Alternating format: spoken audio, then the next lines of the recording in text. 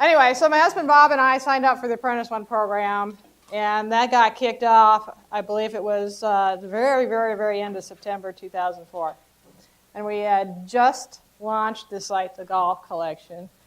And I bet, and our expressed desire to Brad and Andy was we wanted to be on page 1 of Google for the Christmas season. Now, I'm sure that they were probably looking at us going, huh. You know, we didn't have that much time. We had no page rank. We had no links. We didn't have much going for us. We didn't have enough products to be there. But we decided to work real hard at it, and I made it my job to go after backlink building in a big way because that was something I could control in the whole process. And lo and behold, on election day, we actually bubbled up to position number 2 on Google, and then we fell down, and then we bubbled up to number 1 for a while and fell down and went back to number 1 and fell down and got back to number 1 again. So anyway, I guess the point is one of the things I'll try to get across to you all is, you know, you can accomplish great things in a short amount of time if you put your mind to it. Now, things are always changing with the search engines. They changed while we were working on our site and getting it up, changed while we were climbing and falling and climbing and falling. They have changed since. So everything I tell you today is really kind of guidelines. And, you know, use the principles, use your minds, evaluate. Everything I tell you is really just theory and conjecture on my part because there is no hidden document out there. None of us have found it yet. There is no way to analyze that Google algorithm. So you watch, you analyze your test, no matter what it is. I'm going to talk about backlinks, but no matter what it is, Andy's talked a lot about testing, you got to do the same thing. You're going to find that things change on you. Every day, I was telling somebody at lunchtime, every day I turn on my computer, up pops my Google screen, and what do I type in the first thing? Golf gifts. And I see I'm number 1, I go, it's a good day. But the point is, I don't take it for granted that I have that spot. I don't have a lock on it forever. I watch my competitors. You might think with as many backlinks as we have, we got it all sewn up and I can just sit back and work on all the other sites. Well, we can't. You always got to watch these things. So anyway, this is a little bit about me, but you know I don't really care that much. 150,000, I noticed we were collapsing a little bit, so it might only be about 140,000 backlinks. When you get that high, it kind of moves in thousands or sometimes tens of thousands in almost a day. And to be honest with you, I have not made any effort in actively getting links for that site in over 7 months. 7 months ago, I think I was around 80,000 Yahoo backlinks. They just keep coming. We'll talk a little bit about how that happens. We have a number of other sites. We actually are up to about 18. I don't know, my husband's so prolific. He gets them out there, and then I have to keep a whiteboard now because my mind's not that good. And then I kind of look at the whiteboard and go, oh, I haven't worked on that site for a while, so I have to go chase the other ones. We have a weight loss site, and that's got about 20,000 backlinks, give or take a few thousand. Piggy Bank Shop has got about 18,000. But, you know, the other point, and I think Ken will probably talk a lot more about this than I will even, is it's not how many links you get. I mean, link popularity is really good with Yahoo and MSN right now, and it's certainly not hurting you so long as you take precautions with Google. But I would rather have fewer quality links, high quality links to move me up. Why? Because there's only so many hours in a day, and it's hard to get links. I've told Andy before, and some of the people listened to a teleseminar I did a while back, that I liken link getting to running a marathon in reverse. It's long, it's hard, and you do the hardest part first. So you can get discouraged pretty easily, but just keep plodding away at that. So if you can find really, really, really good links that are going to do more for you than 1,000 PR0 sites from unrelated theme sites with no particular link directory structure to it, I think I know where I'm going to spend my time. Brad talked a lot about working fast, and one of the things I'm going to eventually talk about is efficiency versus effectiveness. Fast is good. Fast is a goal, but results are what's going to count for you in the end. So pay attention to your results And there'll be some things that might surprise you that I tell you don't do. I'll kind of keep this in mind too. I'm going to talk to you the whole time with two perspectives. One is I go out and get links all the time. Now, I told you I'm not working on the golf collection, but we have 18 sites. And I do a little selective link getting for other people, since Sandy's talking me into hanging out my shield. But I'm also the person on the other end, looking at your link requests and deciding whether or not to approve them. I decline far more links to the golf collection than I accept. I get pickier by the day. And I'll talk about what I use to accept or decline. But in the thought process of efficiency and effectiveness and watching my email, guess what I delete out of my email first? A whole bunch of link requests every day. And most of the time, you can't get me to open them, which I think is probably being pretty effective.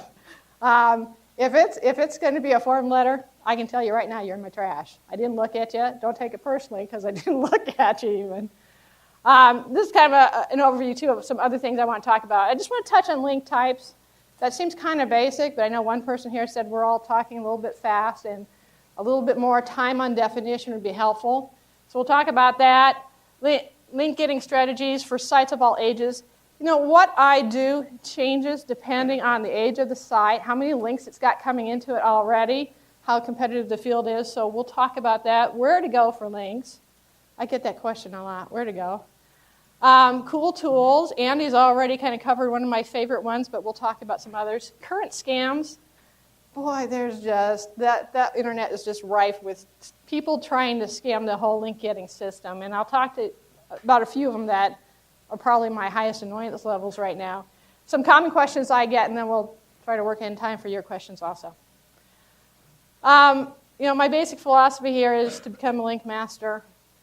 Think like a link master. I already talked about the efficiency being important, but results are what really count. So if you shoot off 1,000 emails asking for a link because you can, because it was easy, well, that might be super efficient.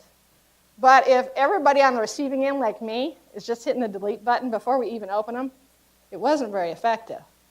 So I'm not going to tell you not to use emails at all, but I am going to tell you, do not send out a template form letter that's clearly looking like a template form letter, or those of us who have a lot to do every day will just delete your email. Start with the end in mind and plan your strategy accordingly.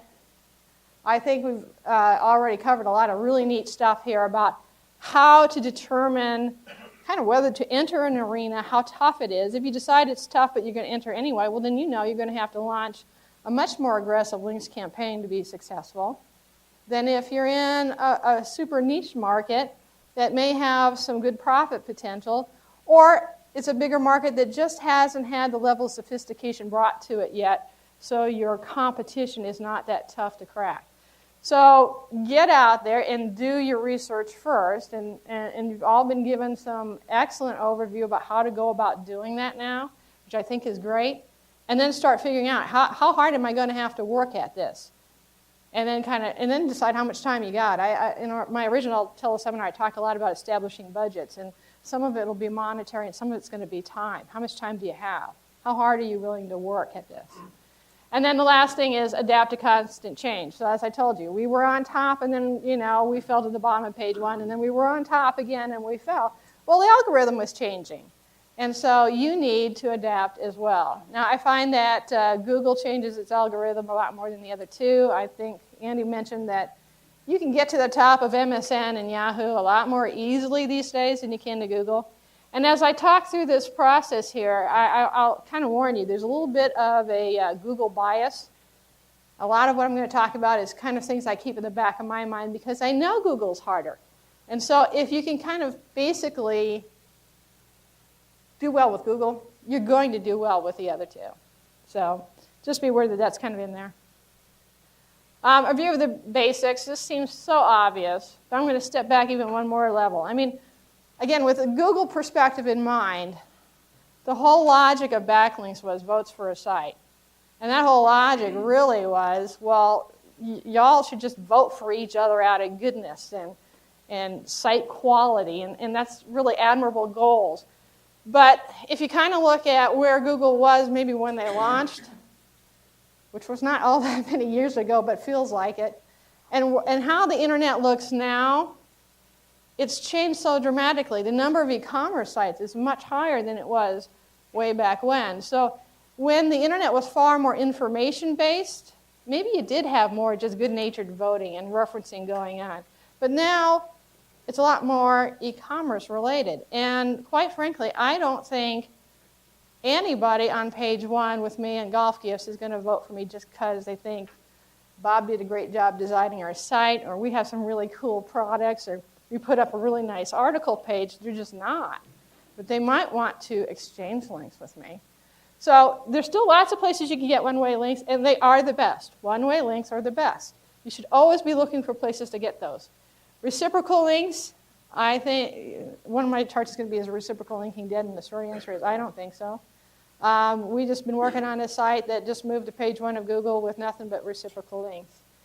Doesn't have the massive numbers the other had, but what am I after? Page 1 Google, and that's where it's sitting. Three-way links is a hot subject right now.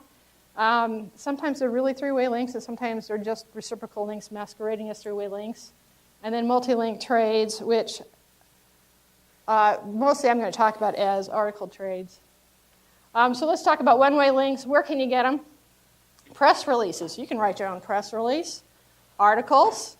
You can write your own articles. I mean, Ken is a prolific article writer, and he's a master of so many subjects. I'm in awe now. But you know what? If you've got a website, you should know a little something about it.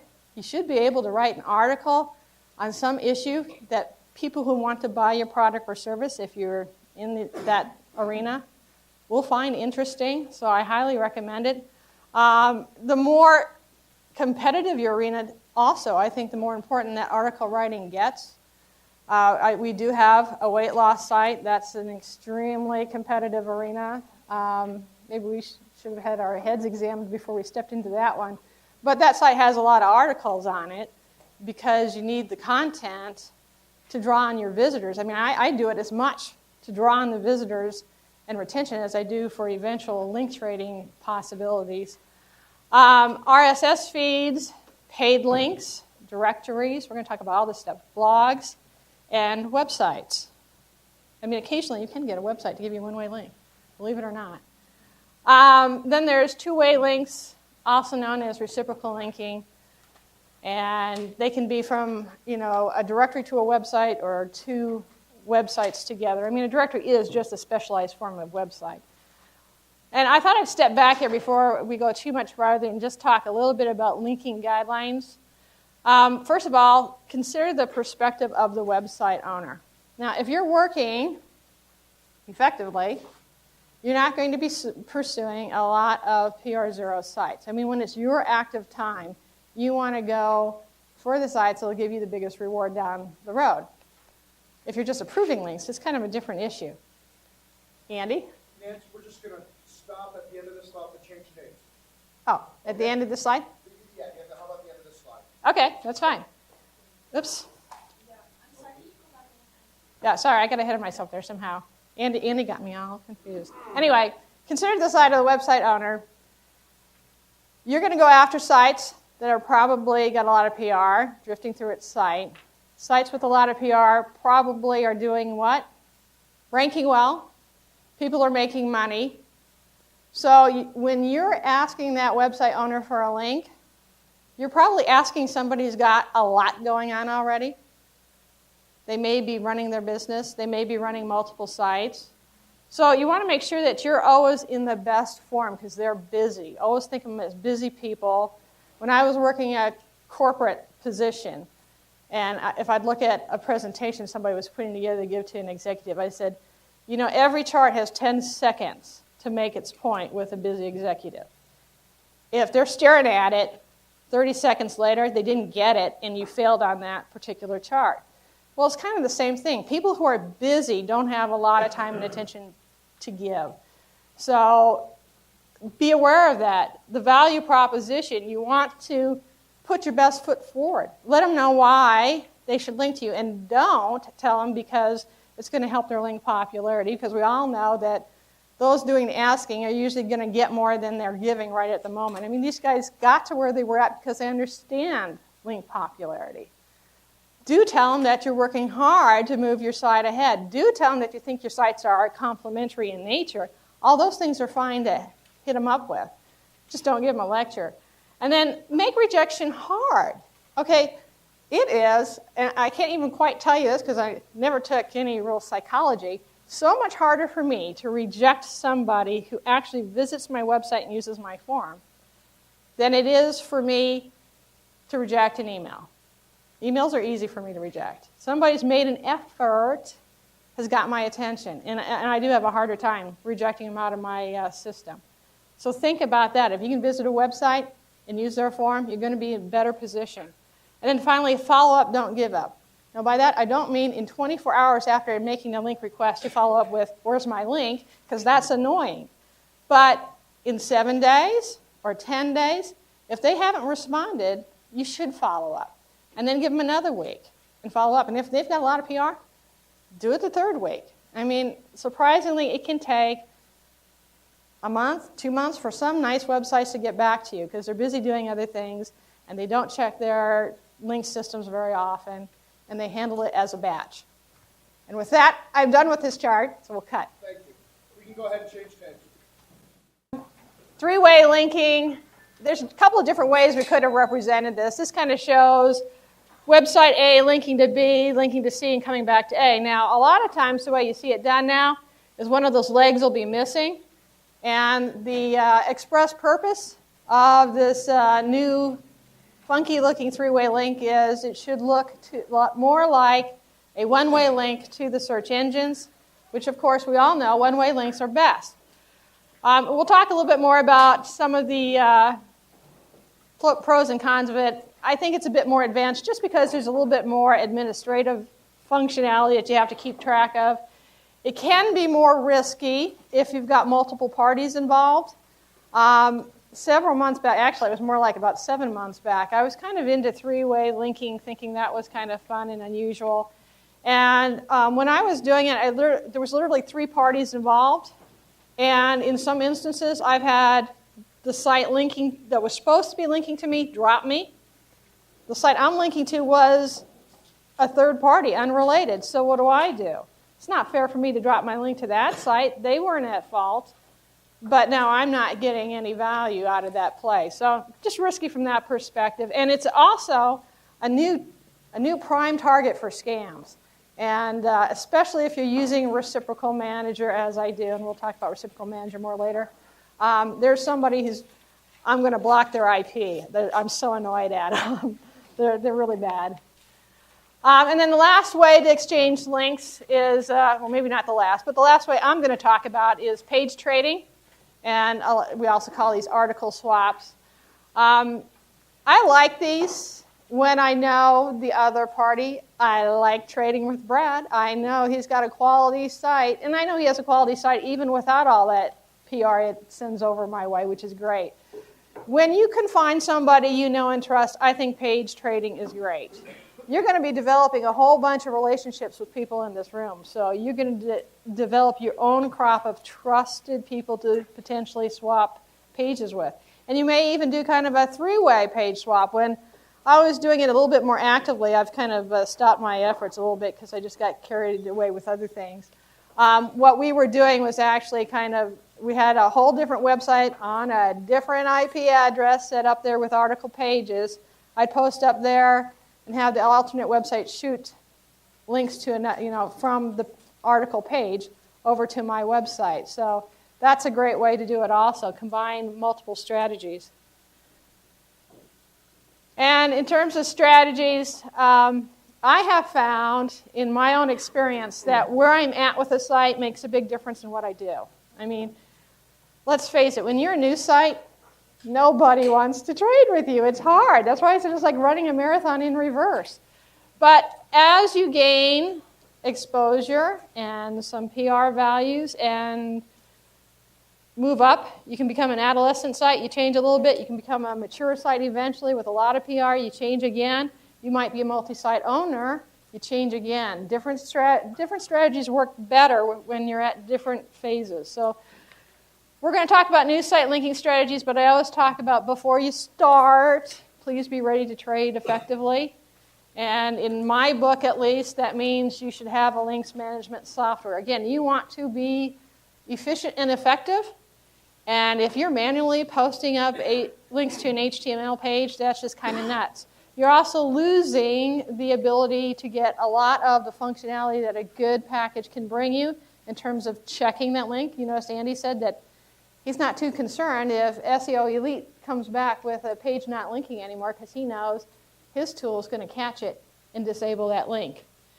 Another thing that we do, and I highly recommend you do if you're just starting out, is in addition to having a program and a link to that program from every page, we also set up another page with a link to from every page to it, just called resources or something. And it's actually just a blank HTML page when we start off.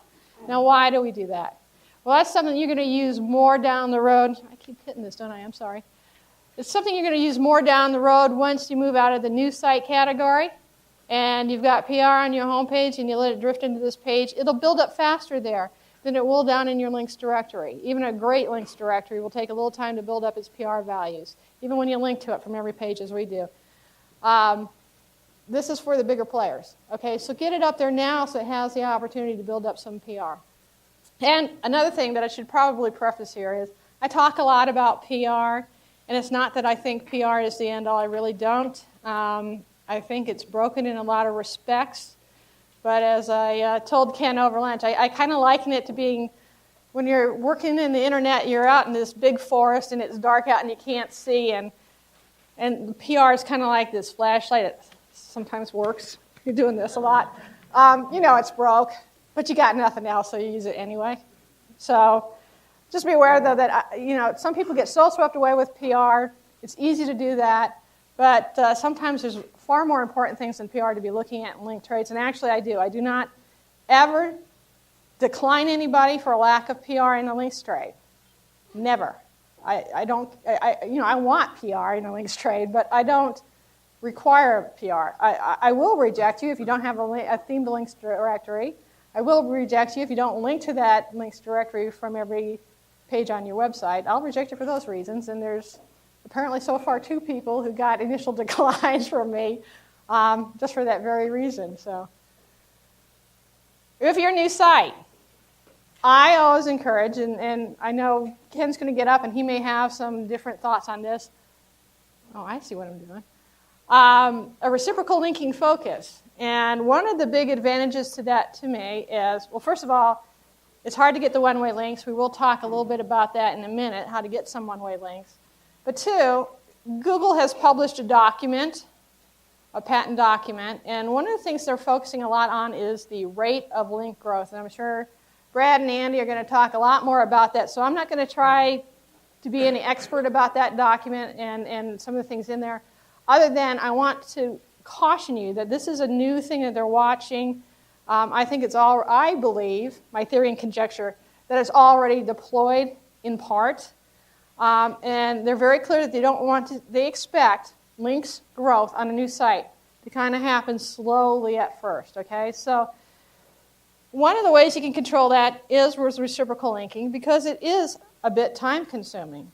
And even if you're aggressive, and even if you're really, really good at it, you really can't build up enough links fast enough to throw out any real red flag. And if you're linking with quality sites, I believe you're fine. And so that's why I say go for solid link trades with established websites. And before that, even apply to top directories first. And we actually have a list published out on our eCart store website, and I'll talk about that in just a minute. It's a list of my favorite directories. I mean, if you don't go and hit these directories first. I'm sorry. Can people in the back row, can you hear Nancy okay? Or would it be better if she's a little bit louder? You guys are okay? Aim on, all right. Maybe it's me. Never mind. Sorry. Not with you. I can barely hear you. I'm sorry. Really? Okay. Oh, it's hard. How's this? Is this better? Okay, great. Anyway, solid link trades with established websites. Go to the directory list. Oh, I was talking about the directories. There's a list of about 30 directories there. They make my list because they are solid directories. They have plenty of PR to give you, and they are picked up very quickly by search engines. So they ought to be your first stop, okay? I mean, on a list of 30, eventually you should get all 30. Now, within a particular PR update cycle, maybe you only get 20 of the 30, but heck, that's pretty good. So do go there first, then start your link trading. The next thing I suggest is published articles. It's a great one-way source, and I'll talk a little bit about places you can go to get published. When you go to a site to get published, you usually get reviewed. If they accept you, they'll post up your article. And with the sources I'm going to give you, the so-called fee for publishing your article is supposed to be a link back to your site. Now, I will tell you, having done this before, that your articles will be picked up. That's nice. Only about half of the sites will really give you an active link back. Does that make it bad? Not in my opinion. Why? You're a brand new site. You need to establish some credibility out there anyway. And so it's a great way to get your name out there and stir up a little public interest about you. And those who are interested are going to come and visit your website, active link or not. And so you're driving some targeted traffic to your site, and how can that be bad? So I think that's an excellent tactic. New sites, I would consider submitting to some of the paid link directories. You know, I kind of divide directories up into tiers. My tier 1 big directory is Yahoo, and I think they're a great directory. However, they're also very expensive. It's $299 to get your listing into Yahoo. Is it worth that much money? Again, I said you're going to set budgets for yourself during this process, and it's going to be time and money. And this is a money consideration. Do you want to spend, the near $300 with Yahoo? That's going to be your own decision. I mean, it's a great link. But if you're tight on budget, then perhaps you want to go to some of the, what I call second-tier sites. And now that those two really bubble up as some of my favorites. Joant.com. I love Joant, and I'll tell you why. For less than $40, you get a listing there. It's not only a human-edited directory, but they have human reviewers, and they rate your site, which may be a little scary. But if you have a good site, it's professionally done, and has some meaningful content on there, and that's really key, meaningful content, you will get a good review out of them. We always have. And they rate the sites within keywords based on the review. So the fact that you're new doesn't hurt you there. You can be on the top of the page or near the top of the page just because you did good work on your website and they liked you. That's a heck of a deal. They actually, one of the few directories that send me traffic that occasionally buys. I think it's great. They also ask you for keywords. That's kind of how they sort you. Put in as many keywords as you can dream up that are relevant to your site. I mean, don't get listed for something that's not relevant, but do come up with as many relevant keywords as you can. You'll get more listings. The next one, bestoftheweb.org. It's a PR7 directory that permits sponsor listings.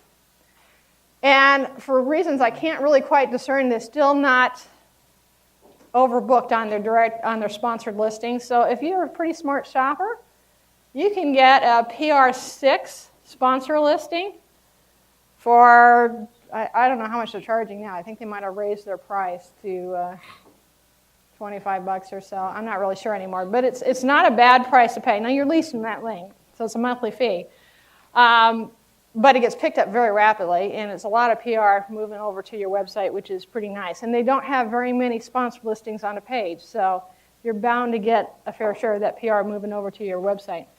And then others worth considering that we have used in the past, Gimsy.com, which I probably throw up a cautionary flag. They seem to be now charging a recurring fee that I'm probably going to stop my listing on them.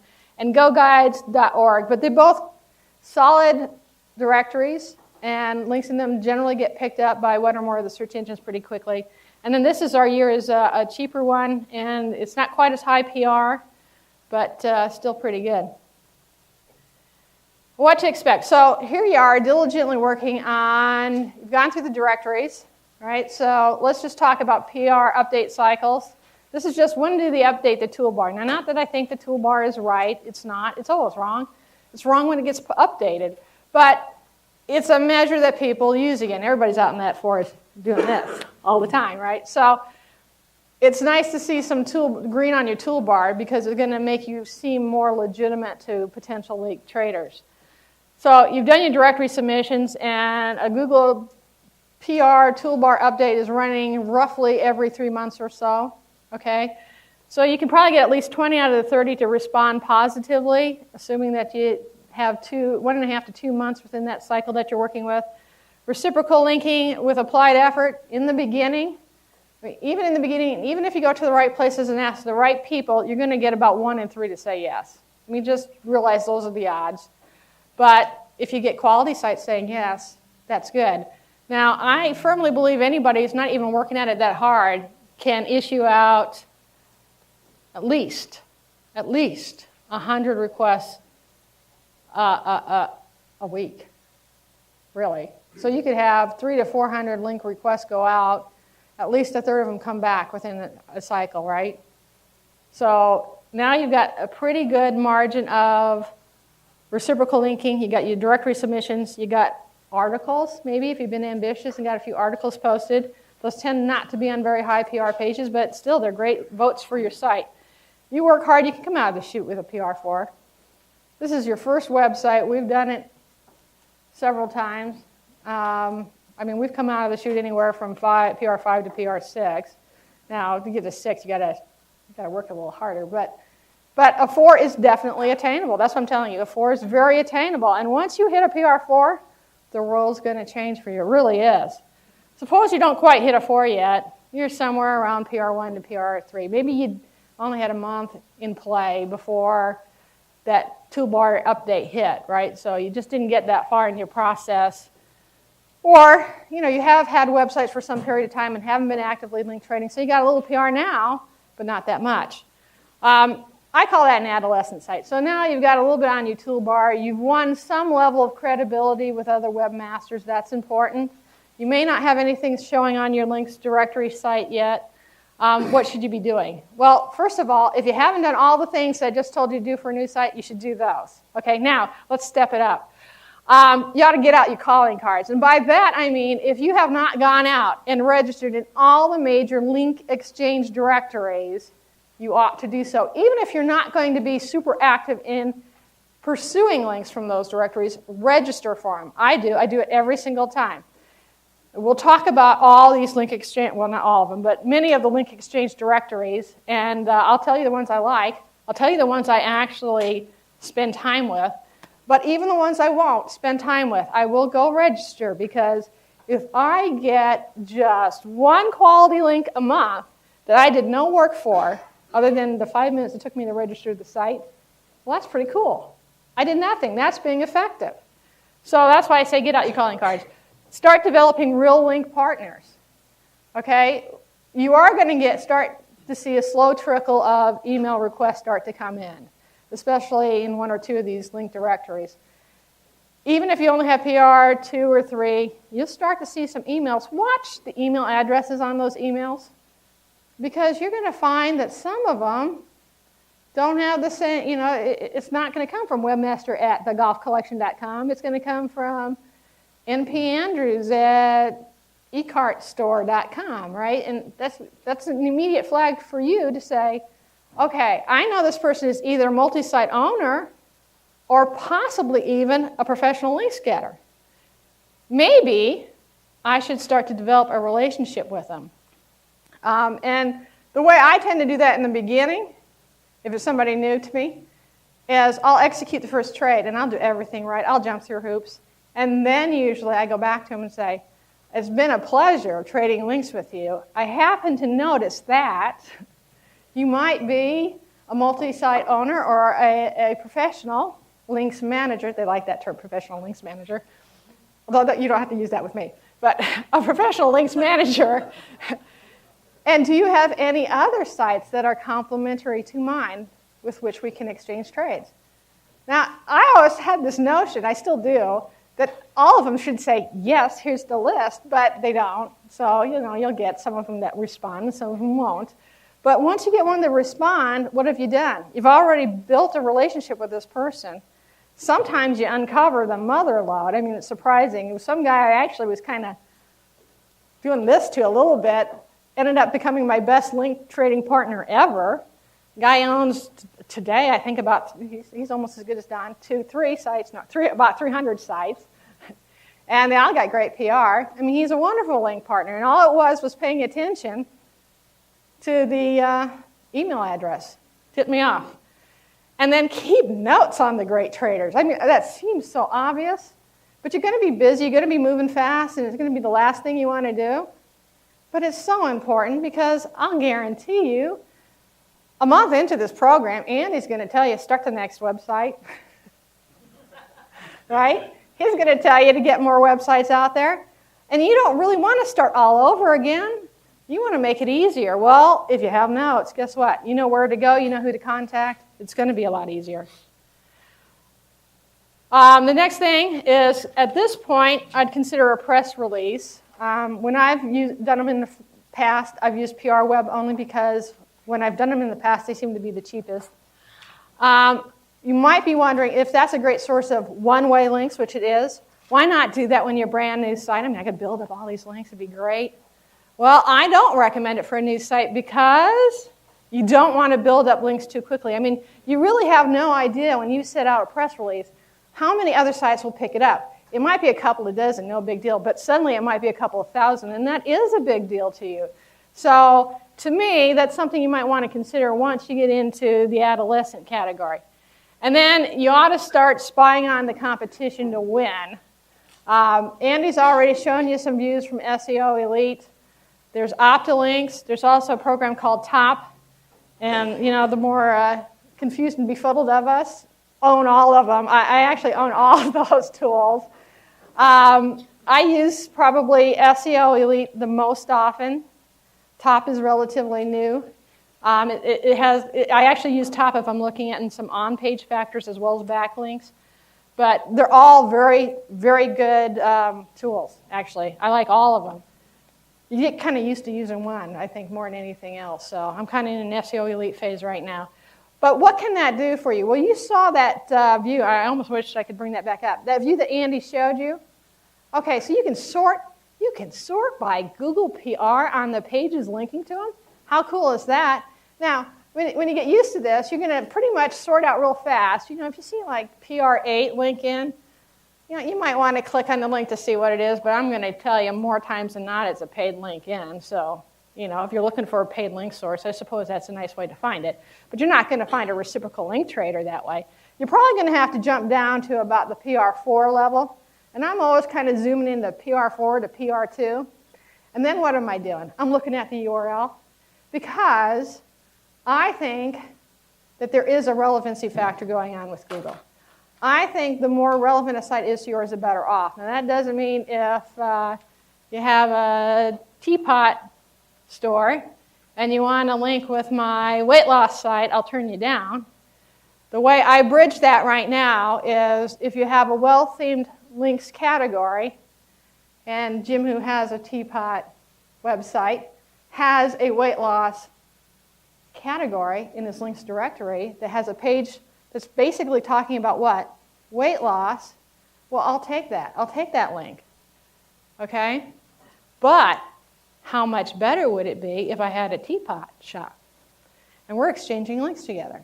Which, I don't know if it was Andy or somebody else brought out the whole thing about trading links with competitors. Who wouldn't? I mean, that seems kind of odd, doesn't it? I exchange links, I think, with everybody on positions 2 through 10 of Google for Golf Gifts. And really, the deal was they exchanged links with me, but my philosophy is probably pretty close to the same as theirs when I asked for the link. And that's just this. When I asked, they took a look at my site. It's pretty well done. It's very theme-related, isn't it? Golf Gifts, how could you get more relevant? So one of two things is going to happen. Either they're not going to go anywhere much, and they'll get some PR value, and it's a link from a moderately well-heeled PR site, and it's not costing me anything, or they are going to succeed. And all my competitors are going to link to them. And it's a highly relevant link I mean, Google says they're highly relevant because they're on page 1. How could I ignore a link opportunity from somebody on page 1? Don't I hurt myself because all my competitors are going to link? They're not going to be dopey. So I am highly intrigued with exchanging links with my competitors. If they'll have me, I'll exchange links with them, absolutely. I think we're forming really a partnership to get ahead over anybody who refuses to link. That's kind of how I see it. I have a slightly different philosophy, though. If a golf gift site comes and asks for a link from my piggy bank shop, then I'm not so sure I want to exchange links, because that golf gift shop's not going to help my piggy bank site much. My piggy bank shop's going to help them. So I have a little bit different attitude that way. But spying on the competition is something you need to start getting into. And look at those URLs. Make sure that you're looking for a relevant site. And those are the ones I'd pursue. Because you know they're linking to this other site, right? And you know that whatever search engine you were using as a base to draw down those links found those links, and they're relevant, so they're good. What to expect? I think at that point, your reciprocal link program, you can expect probably a 1 in 2 response because you've got some PR on your site, so you seem more legitimate to most website owners. So you should then expect to get anywhere from 150 to, say, 200 links per month. Press releases, depending on how hot your topic is and whether you're really good at establishing that ability to come up with a problem and solution, just kind of slide in there how your product meets that. That's the kind of thing that's going to get picked up a lot.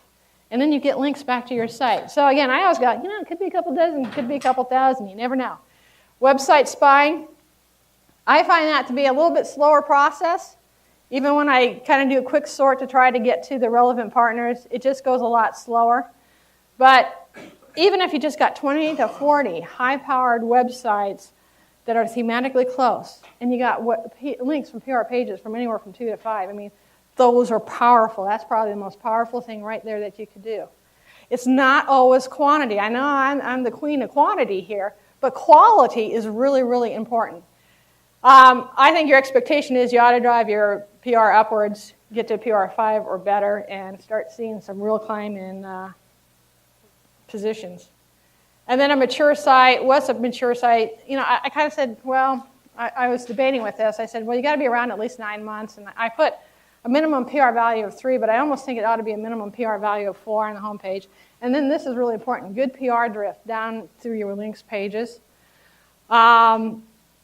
Really, really important because it's going to change the way you play the game. When you get to be a mature site, the whole ratio of what you're having to do going out and expending forth of effort versus everybody else expending effort to come to you changes. Okay, and you should be aware of that and capitalize on it. So go after the higher PR link pages. Now remember when I told you before you even got started you should have that resource page sitting there? Okay, now look, if you've got PR4 or PR5 on your home page, what do you think that resource page has on it? PR3, PR4? If you're really lucky, PR5, if you're a strong 5. Good grief, get out there, go after the big dogs. Somebody's going to come to me and say, I got a PR4 link for you. Those are the emails I read. The ones that I will give you a PR4 link, not a PR5 site. I will give you a link from a PR4 page. Oh, I'm opening that email. I'm going to see if they're telling me the truth or not. As a starter, do you find that that's an effective way to get people to read your email? I think the more you can do to differentiate your email, the better off you are. So I use a tool, and it's no secret. I use Reciprocal Manager also, and I'll talk about that a little bit more later. But one of the things I really like about it gives you total flexibility to put in any template you want. So I do. And one of mine reads, I hate to drop your link, but ... That gets opened all the time. And people are like, what? I just come up with really wacky kind of subject matter. So that we're divorcing your site from ours for our wedding site. Oh, that's cute. That's very cute. See?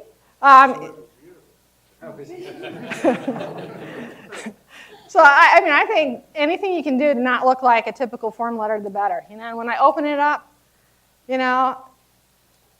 what is that one line I see over and over? Something about fair or something. Anyway, like the standard line, and it's like I'm almost ready to delete as soon as I see that line. Come on, customize that template. I wrote somebody just the other day, again, I don't think he's in this room, but he sent me this email, and normally I wouldn't have even opened it up, but he cluttered up my email on a couple of sites, so I went, okay, I'll look at one of these. And he wrote this compelling letter, and I actually wrote him. I go, normally I wouldn't have even written to you, but I liked your letter. I go, and I know it's a form letter, but you took the time to make your form letter look customized, so you got my attention. You got the link. One-off trades on interior pages with strong PR value and tons of relevance. So here I am, like an idiot, trying to compete in weight loss. That's tough. But I've got these article pages, so what do I do with them? I discreetly put in some links at the bottom of these articles to other sites of interest, and in return get the same from my competitors. So you've got this whole page talking about weight loss or exercise tips, right? And hardly, I only have like one or two outbound links, right? So who's getting all the PR value? They are. In return, I expect the same PR level, the same relevant words, lack of a bunch of outbound links. Very strong strategy. Consider starting deep linking. If you've already attained golf gifts and golf accessories, what do you got to do next? What I did is I went after the term executive gifts, and all I have done to go after that term is change my requested link parameters in Reciprocal Manager, saying if you want a link from me, now go link over here. And I've done nothing else. It's all been passive. Oh no, what? Have I rejected you? So executive gifts, that's not the theme of your site, but am I correct? I have an interior page that is executive gifts with a golf theme, okay? So I'm thinking, why not go after executive? What is an executive gift? A clock? Well, I got a clock. It's got a golf theme. There's lots of things. So all I did was change the incoming link request, saying change how, now link to this page, use executive gifts somewhere. And we went from nowhere, literally nowhere on Google for that term, and we're now on page 2. Okay, I did nothing. That's like passive attainment. It is cool. It is really cool. That's being effective, not just efficient, but effective. That's what you guys need to do. And then page or article trades, go find Brad. No, sorry, Brad. Brad's just such a great page trader. Again, you guys are going to, I hope, start trading pages with one another. That would be just huge. We did a measure of that before. I don't even know. I don't think I traded with you. I think you sent me an email. I'm not sure I ever wrote an article. Oh, okay. Whew. Oh, did I go again? You see, there's this little button on the back that I accidentally hit sometimes. That's why I do that. Anyway, do it, okay? It takes a little bit of time to set up the articles. I did a number of them up for the golf collection. The problem was we started putting up so many more sites. I didn't get all the articles written for all the other sites, so I'm always behind in that. But y'all can trust one another. I'm in the South now. Y'all can trust one another. I'm from Nebraska. So that's great. So you're going to get a quality link trade. What are you here for but to build strong sites that are going to get found and get plenty of PR value? Okay, great strategy. And actually you can do that a lot sooner on. But you may go find some people outside this room. If you can develop a relationship and trust them, and I've got a linking buddy that I kind of developed. I knew about him. I've been linking with him for a while. One Sunday after a number of trades between us, all I did with this guy is write on it, thanks, Chuck, for all the links, not just the ones today, but all my sites. And I listed them out. The guy comes right back at me. That's you? Sometimes I use different names in different emails.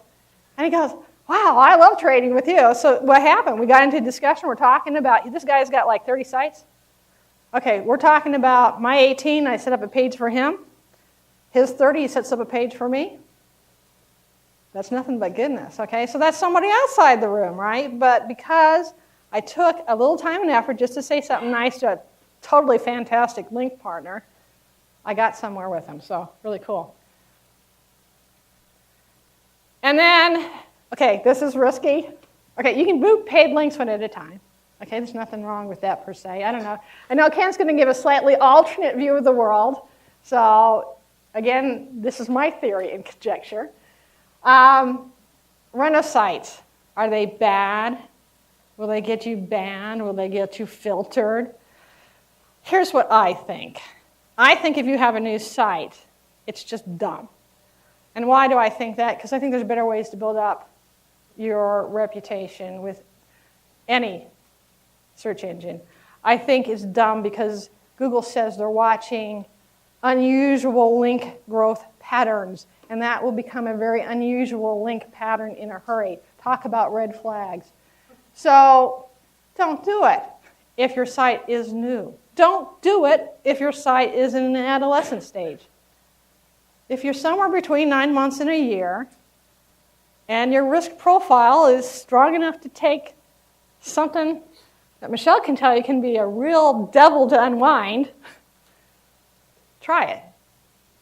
But only if you're willing and ready to accept the consequences. Now, I'll tell you, we did it with one site that was too young, and we suffered some poor consequences with it that took us almost 7 months to unwind fully. However, I then turned around, because I'm a fairly risky sort, and I tried it with a mature site. It just hit its 1-year birthday. Fabulous results. So, I mean, I went from one phrase that had been on page 3 or 4 on Google to top of page 2. 2 other phrases hadn't even been ranked for page 1 of Google. I thought that was a fabulous return for what I did. But I knew I was taking a risk when I did it. And I was ready to pay the price if it went wrong and take the time and effort to unwind it if it went wrong. So think about it. Do not do it, even if your site's a year old, if you don't have a real strong base of backlinks. I'd already built up a pretty substantial base of backlinks on that site. So even though I knew that there was a chance the red flag would go up, I felt comfortable that I had such a large base that it could take it. Again, it worked for me. Can you be more specific? What is a strong base of backlinks?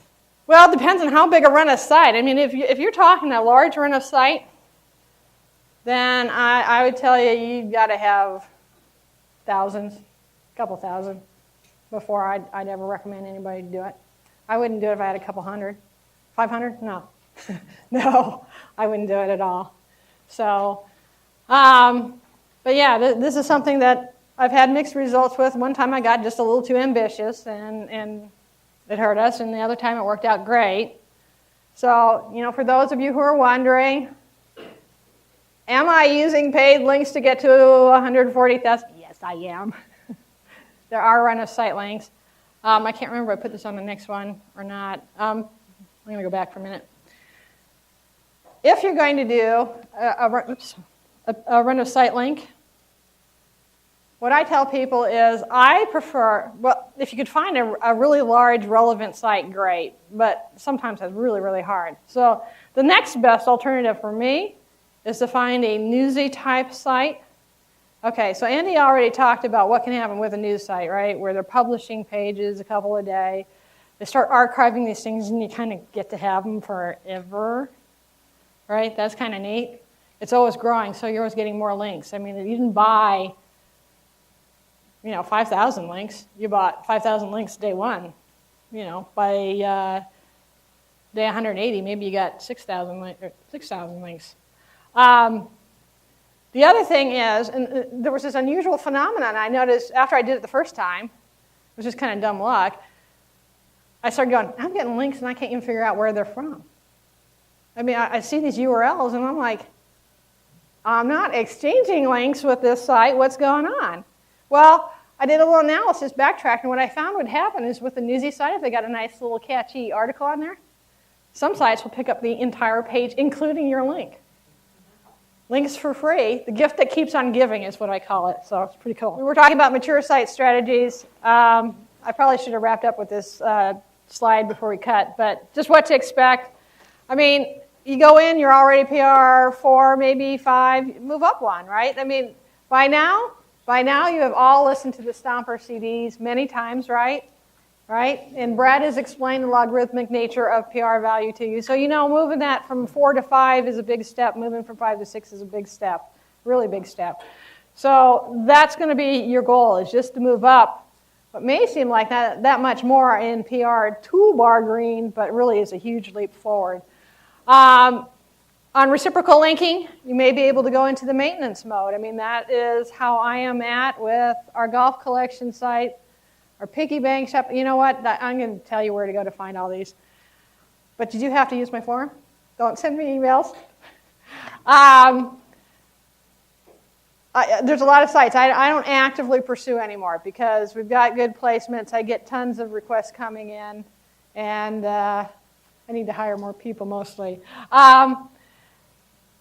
Make good deals with PowerLink partners, and it's easy without spending hardly any time to get another 100 links a month in. I mean, really easy.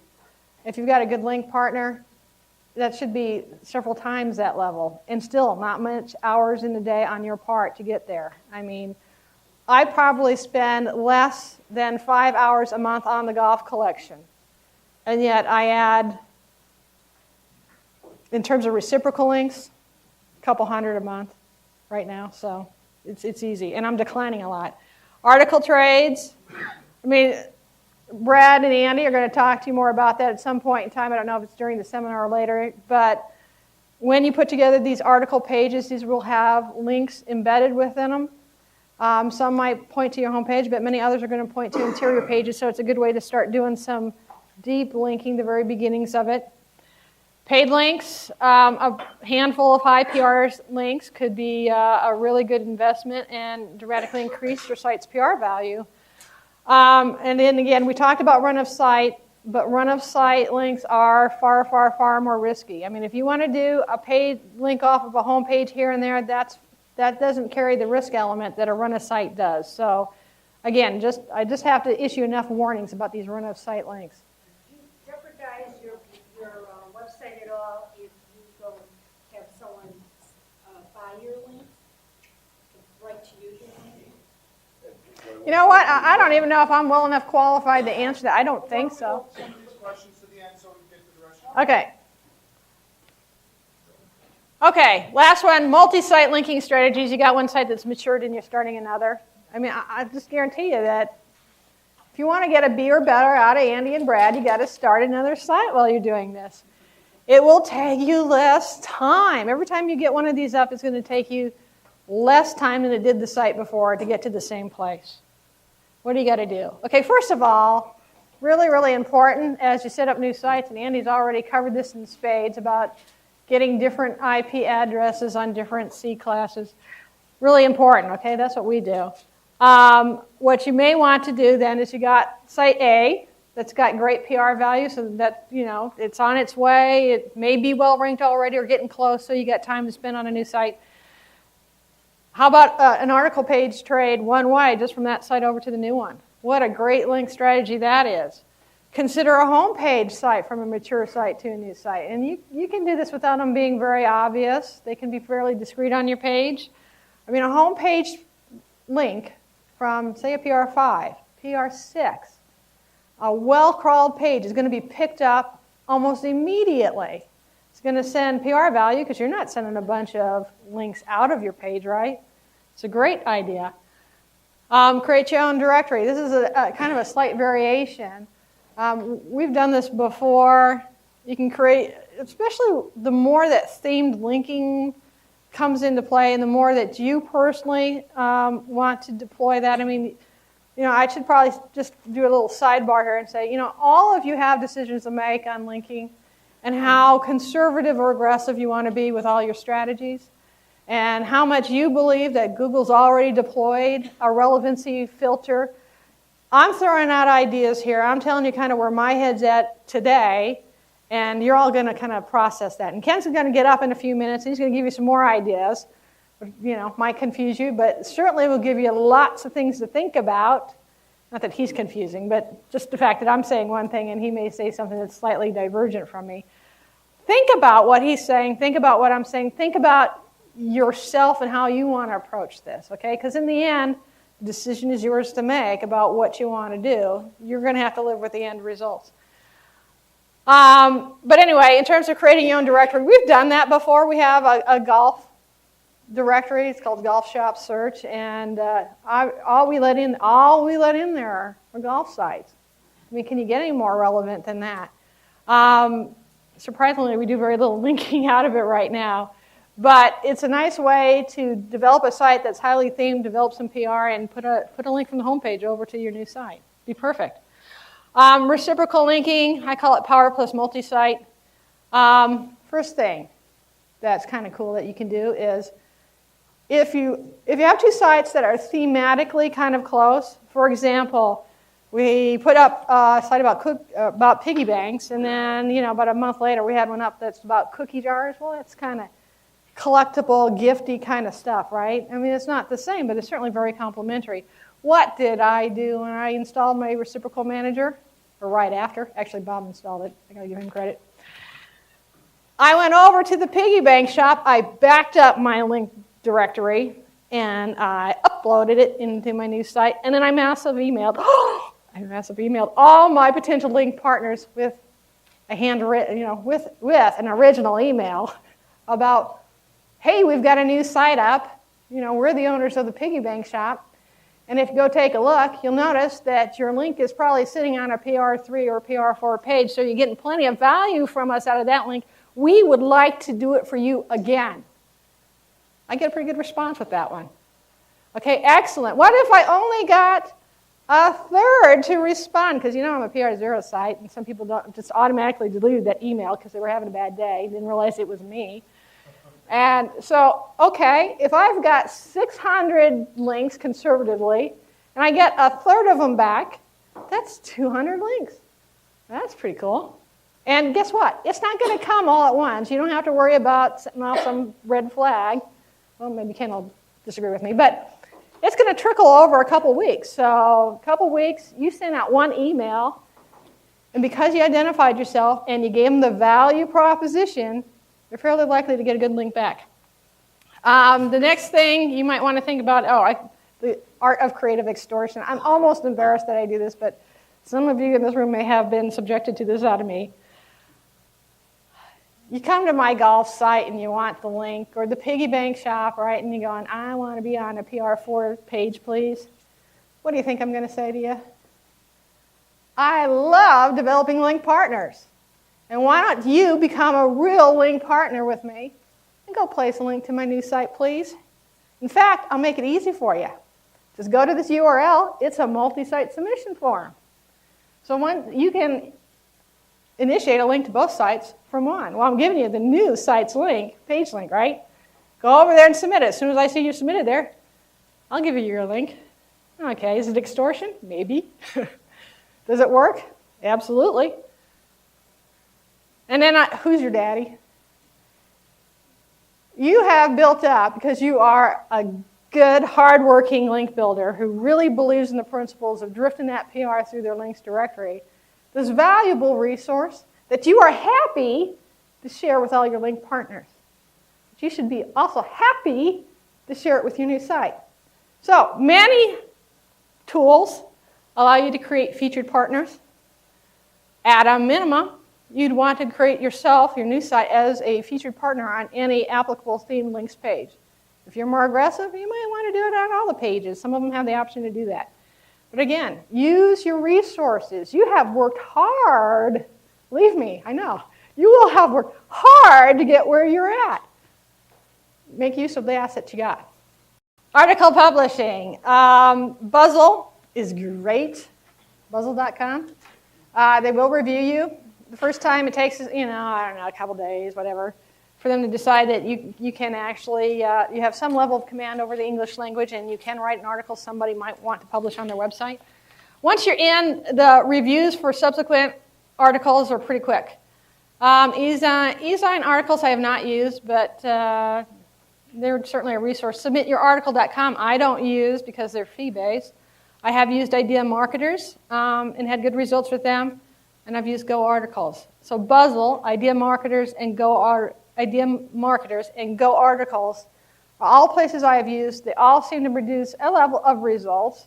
I mean, again, your efforts in the article creation, and after that, getting these guys to publish it, getting it distributed doesn't cost you anything, right? So they were pretty good, and they were free. So good place to go. Okay, I'm going to talk a little bit about tools, but not too much because I got to speed this up. I've told you I think you need to get a links management tool. Benefits are you can increase the number of links you get without manually adding them. I mean, that would be so time consuming. You can drive would-be linkers to new sites. So that's my creative extortion mentality. There's different ways to do it. You don't really have to hold them captive. Sometimes I'm nice and just suggest it in the approval email. You can make sure your site link doesn't get dropped, or that if it does get dropped, at least you can disable the link in the database. You can actually even delete the link in the database. It's your choice. Database backups for emergencies and facilitating new site link getting. Email capabilities are built into most either applications or services. You can automate parts of the link getting process, and that depends on tool. Again, we talked about, just briefly, Links Manager. If you're a Links Manager user and you find another Links Manager site through Link Partners, it's fairly automated. It might be kind of scary automated, I don't know, but it does make it very easy. And then the creation of theme directories is really fast, right? You just go into the back end, create a new page, and you're off and running. You can use either software license or a monthly service.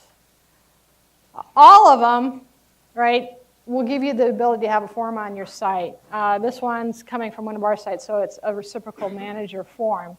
But whatever you use, I mean, there's some key elements, right? It's going to ask you for a name. It's going to ask you for an email. It's going to ask you for a URL you want them to link to, the description, and generally it's going to ask you for where you're reciprocating, okay? They all are going to ask you that at some point in time, so be prepared for that. The other thing I like is the back end component. Again, we're just showing you screen prints from Reciprocal Manager because that's what we're up and using right now. What I like is you log in to the back end, and what do you see? You see pending link requests. So you start going through them and deciding whether you want to approve them or not. You see the URL, the reciprocating URL. You can see what category they're asking for. You can see this is one where I haven't cleaned some stuff out. You can see what their link text title is. I noticed the first one was something about casino, online coupon. Oh, that's why they're not deleted yet. So anyway, Links Manager works a little differently, but again, you can log in. You can click on a link to see pending link approvals. It'll tell you have 5 pending. Whatever you choose, it ends up being a nice system. Again, I use Reciprocal Manager. I like it, and I'll get to it in just a minute why I really buy it. But other things, you can email your partners. You can customize your email template. Some have more flexibility about doing it than others. You can do a directory search. Sooner or later, somebody else's automated system is going to say, they dropped you, and they didn't really. Right? You didn't really drop them. They just had a problem, or your page was momentarily unavailable when their spider came by. So they're going to send you an email going, we cannot find our link on your site, and if you do not respond to us in the next 48 hours, we will drop your link.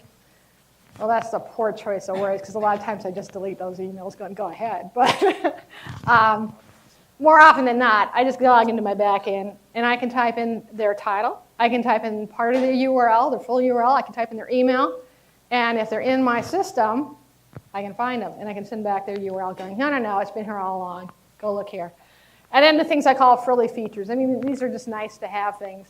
My favorite frilly feature, I guess, if you will, on Reciprocal Manager is what they call the sister site function.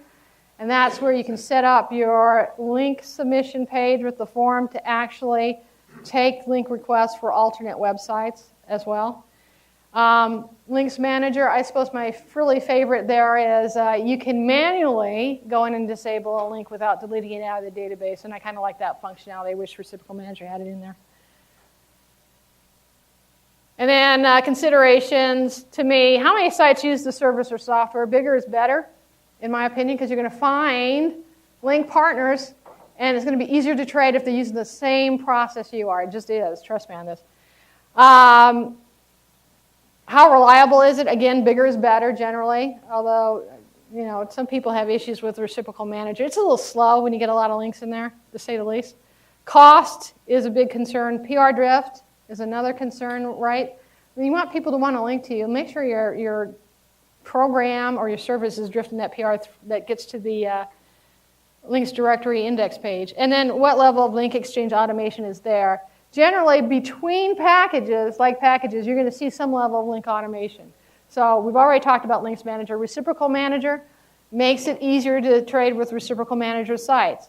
You go to their form, they've got an extra field there that says, type in the URL path to your Reciprocal Manager site, and they'll fill in all your information in the form. Okay, kind of nice. I use Reciprocal Manager because it's cheap, it's cheap, it's cheap, it's cheap, it's cheap. I keep telling Andy that I'm half tempted to call up this guy who's created this thing and say, you need a course in business management here. He allows you to buy this software for less than $70, one-time fee, no maintenance fees, no ongoing fees, and you can use it on as many websites as you own. So I've got over a dozen websites using the software I spent less than $70 for. Wow. It's easy. I mean, as far as these systems go, I find this system is pretty intuitive. It drifts PR very well. A lot of people use it. Andy already proved that, didn't he? And it's easy to trade with other Reciprocal Manager users and the sister site management function I already talked about. Things I would change, speed, speed, speed, speed, speed, because that's the name of the game in link getting. And if you have a large database, and if you're using the sister site functionality, it'll slow down on you. I mean, it really will. How large is large? Like 10,000 links or more like 1,000? I find it slows down at 1,000 link level. Now, Kevin has just come out and announced his new release for, somebody brought that out. Oh, you did. It's not out for general availability yet, which means he's just close. It'll be another 6 weeks. I know one of the things he was working on with that was the speed issue, because he and I had gone back and forth about some of my complaints about his system. So, if what? Is that important? It is when you're coming through my directory. Link getting tools, other software packages. I didn't even put Zeus down here, and I should have. Zeus is an automated link exchange. They got a really bad reputation because I think they did some kind of bad things a while back, and then they cleaned up their act. And I'll trade with Zeus users as long as I'm doing everything right the way I define things as right. But it's kind of expensive. It's certainly more than $70.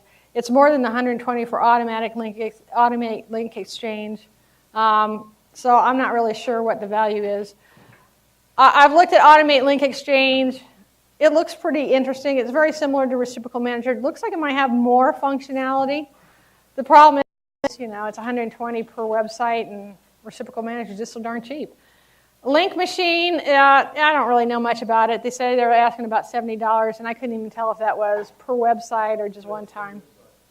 It's how many? 3? Oh, okay. And then Aurelius. Somebody in here was an Aurelius user. Yeah, I don't really like it, and I think it's pricey, but if you like it, use it. That's why it's on my list. It's certainly proven itself. So, and then on the services side, Links Manager is kind of the big one out there, but it's pricey. It's almost $20 per month per website. If you only got one website, that's not a bad deal. But when we got to 4 websites, that's $80 a month. I'm cheap. Oh, wow. Links for Trade, there was a lot of math involved with that one. But I decided if I was an aggressive link getter, that wasn't a good deal. So,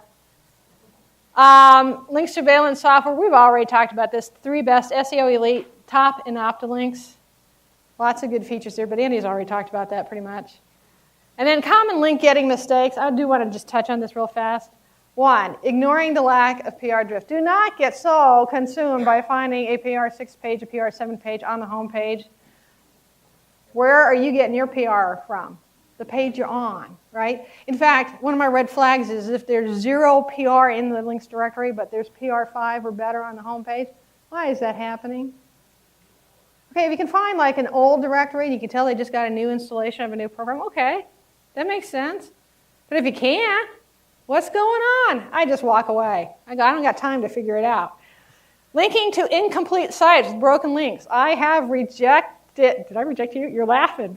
Oh, I have rejected other apprentices for this. Believe it or not, I will check.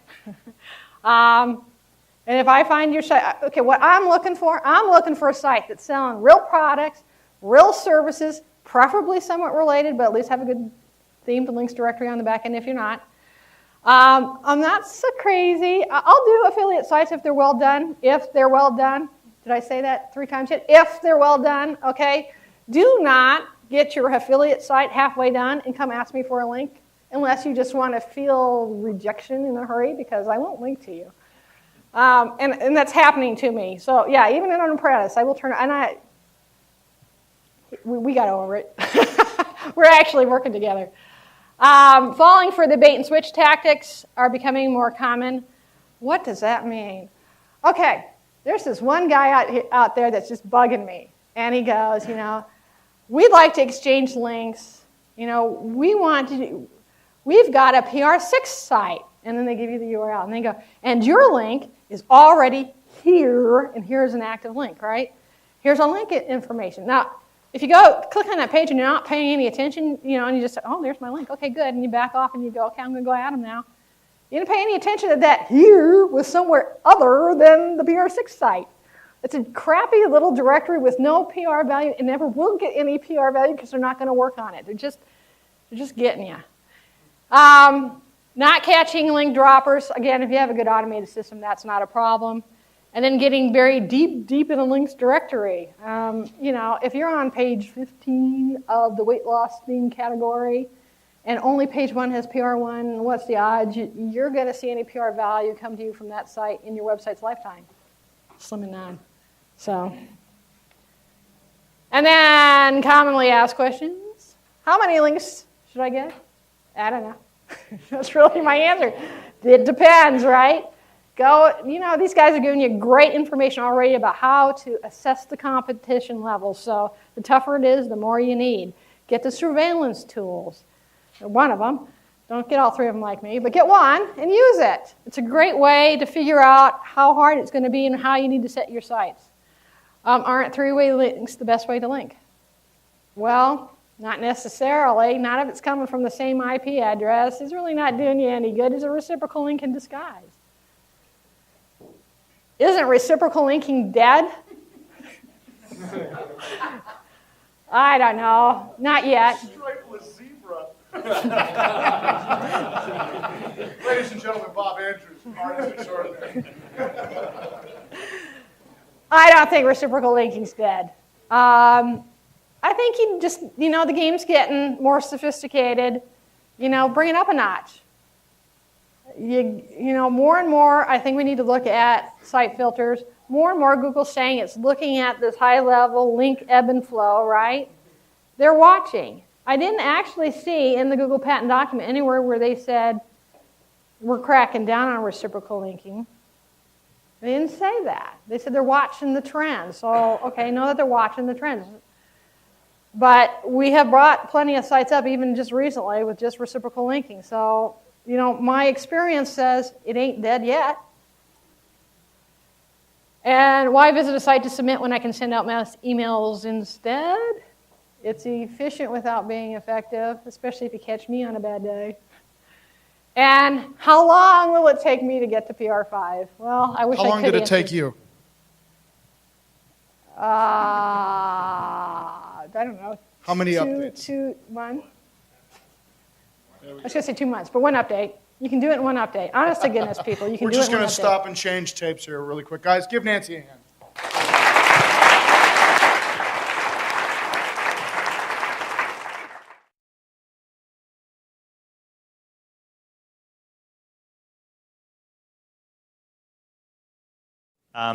Okay, first I got to tell you that I lived in a little box, so I'm often not exposed to other things like doing link exchanges.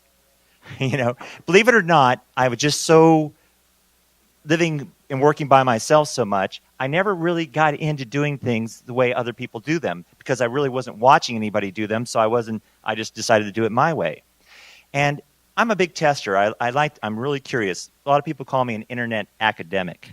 So one day I was really curious about some things as to why it was actually Nokia that caught my attention. The fact that Nokia was scoring like for cell phones, and that they never had used the word cell phone, mobile phone, anything on their website anywhere. And I couldn't figure out how were they at the top for this, which it got me looking at their inbound links and things. So I was really curious about all this, and I did a little testing where, and I was also really curious why a whole bunch of links show up in Yahoo, but they don't show up in Google. You know, what was Google doing? What didn't they like about it? I mean, I was sure they were probably seeing these links, but why did they never show up as backward links? So I started doing my own personal studies about this and drawing some theories. And first I made a list of all the ones that were in Yahoo, and then I made all the ones in Google, and then I cross-sected the list to see which ones were in both. And I started to study those to see what they had in common. Then I started to look at all the ones that were in Yahoo and tearing apart. I look at every single link, and I would say, why didn't this link make it into Google? And I started to make a set of rules for it. And actually, when I was finally done making these rules and things, I started to count up and readjust the backward links. This gets a little complicated, but I don't believe in PageRank. I'll say it right here. I don't believe in PageRank anymore. I don't ever talk PageRank and things. I believe it's almost a link count and things. I believe that so many links actually that show up in the backward links don't count. And that when you remove them, when you took my list of all these filters and all these ones that Google wasn't counting, I got a surprising thing happened. I started to see that the numbers fell into place. That actually, you know, that the site at the top had actual more links that counted than the guy underneath them, and it was all nice and even, that it really was a link count. And I had this theory about this, and so I started moving forward on this thing of link popularity but not PageRank. So I've been working under this concept. I also don't believe in link pages.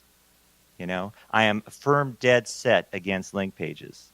I believe that link pages in the future, now this is my opinion, and I am so contrary, as I said, to everything that is being spoken about there right now. We know the other part works. There's no doubt about that. What I'm afraid is it's about to go away in the future. So I also believe that surgically making really high quality links works better than this mass, production method. So even if you get a bunch of links coming in, they don't count, a good portion of them. So let's go to a website, and I'm going to show you something. Let's see. Let's talk about a little bit how I do link exchanges. Let's go to one called freebeautytips.org. I started to make tools. I'm really lazy.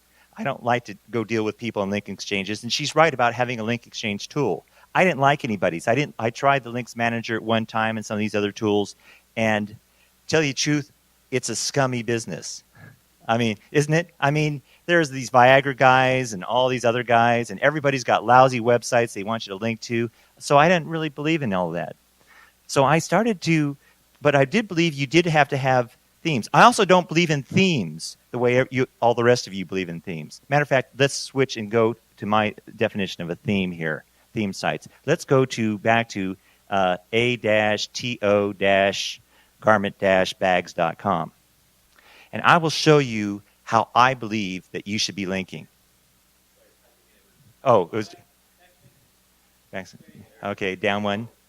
Yeah, we've been here once, so good, remembered it. Okay, so let's go to, scroll down here, and then there should be somewhere there's some brands. Go down a little bit further and see if there's some brands. Go to American Tourister. Okay, so I believe that you always should put all your links in the middle of content. I believe that you can take any subject, pepper spray or, Viagra or whatever it is, and include it naturally into your content so that it makes perfect sense. I believe that so long as that the sentence, when you're using it correctly, it creates a natural theme. As long as you connect it correctly to the website it's going to. So if we scroll down here, down this content, we're going to watch for it. It's going to be really hard to see the link that we find it there. There it is. Okay, here's dry cleaners. I'm connecting to a dry cleaner's website out of a garment bag. Now, that's actually a fairly close link, thematically. But so what this is how it goes is the suitor carries folded suits, coats, and other hanging clothes straight from your dry cleaners in a protective compartment inside your suitcase. That link would have gone straight on by anybody right over their head and never noticed that, this is a link exchange in here. Okay? So it's going to go off. Now, there's something else that I noticed in one of the rules. I have a theory of what I call all links have to be validated for Google. This is for Google, not Yahoo or MSN. Those guys are still clueless. Oh, wait.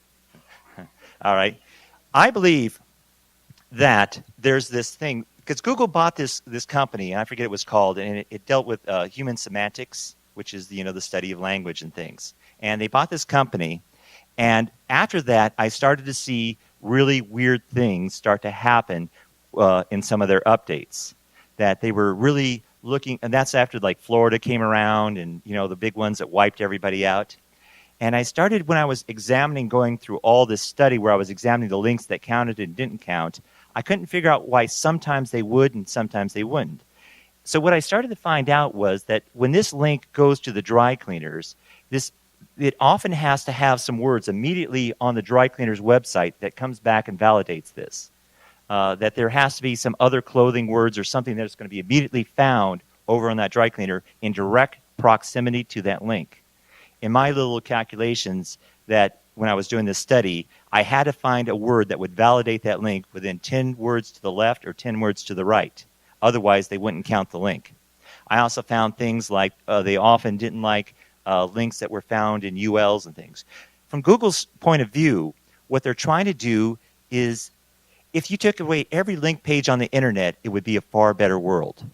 All the real, true, and valuable links all come in the form of the middle of a paragraph somewhere in content. Most link pages are there for the sheer purpose of influencing PageRank or, actually, since I don't believe in PageRank, page positioning.